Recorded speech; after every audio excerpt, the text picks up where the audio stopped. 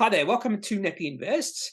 In today's video, I'm going to give a bit of a financial update to Camplify. Now, Camplify sort of have created this peer-to-peer marketplace for camper vans, mobile homes, that sort of thing. And they have been fairly successful in the past few years. Now, the financial update is going to be focusing on their March quarter results. And that was a pretty good quarter for this company. They were operating cash flow and free cash flow positive. So there is a potential that Camplify have hit an important inflection point. Preferably, I would like to see confirmation of the company hitting that inflection point. I'd like to see the company continue that momentum into the current June quarter. And we should get results for the June quarter by the end of July. So let's have a look at Camplify and their March quarter results. Camplify, founded in 2015 and listed on the ASX June 28, 2021, coming up to their 2-year anniversary on the ASX.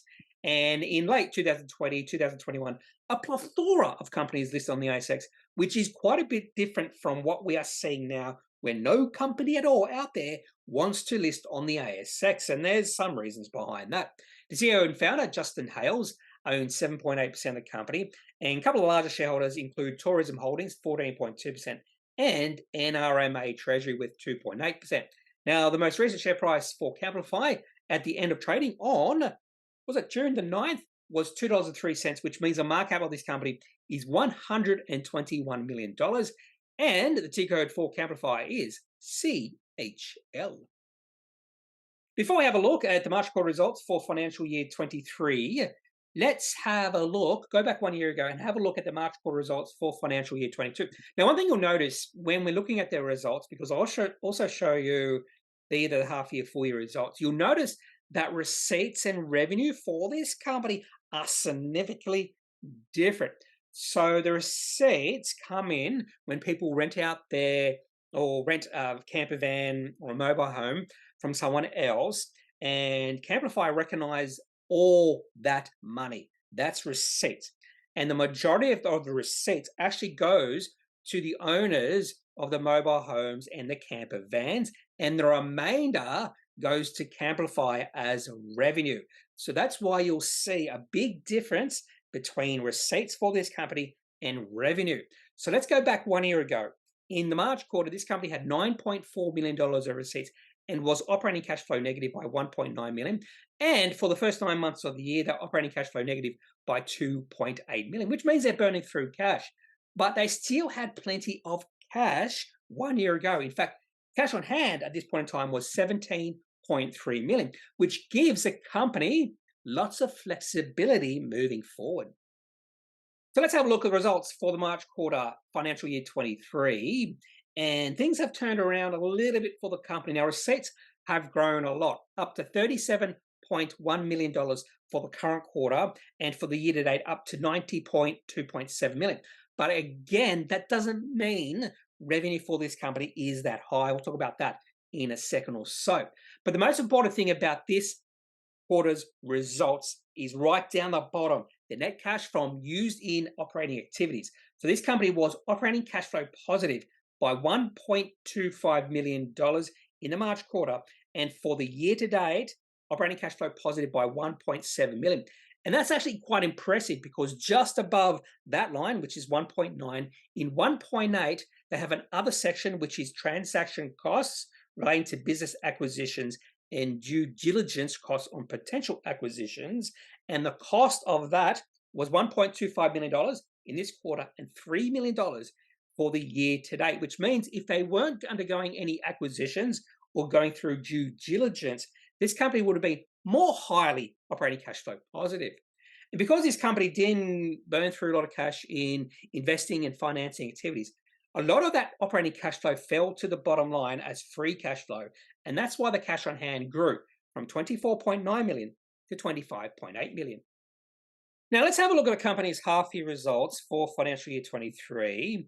And the whole reason I mentioned there's a big difference between revenue and receipts can be found here. So revenue for the half year was only $12.4 million, but significantly higher from the first half of financial year 22, when they only had 6.8 million.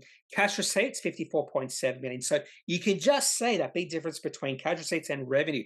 So the majority of cash receipts the company does receive goes to the owners of the camper vans and mobile homes. Gross margins fairly good at 58% and growing. And the company was operating cash flow positive in the half year, but was not profitable. They were loss making by $3.3 million.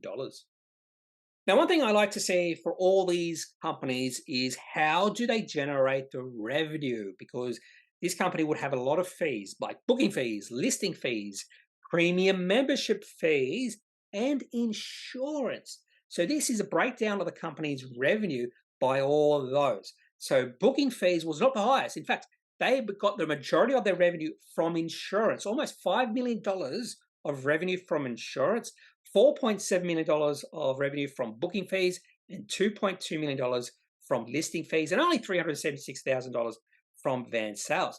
So almost half of this company's revenue comes from insurance. So that's how important insurance is for Camplify.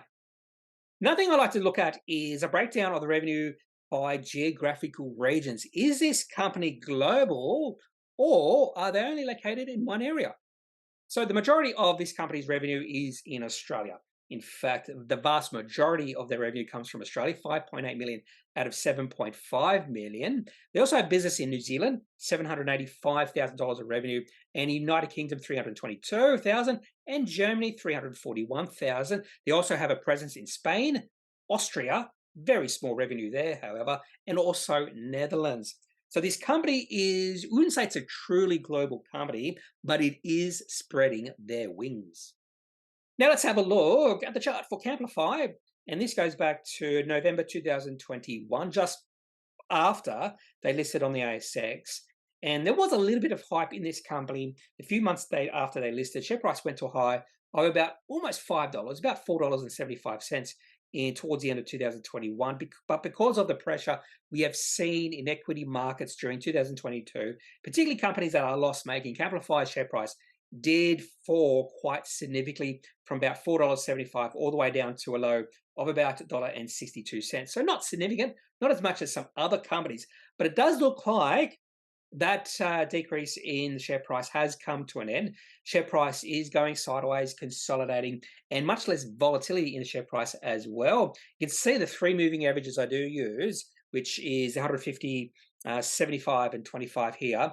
They're all coming together. They're squeezing together, which is telling us much less volatility right now, which also possibly means that at some point in the future, we might see the share price of this company break out, go to the upside. And that would be very interesting, particularly if that breakout coincides with really good financial news. So that's what I always look for when I see a company's share price starting to flatten out like we are seeing with Camplify, and those moving averages come together. I think the market is just waiting for some positive news, or maybe even some negative news, before we either see the market break out to the upside or break out to the downside.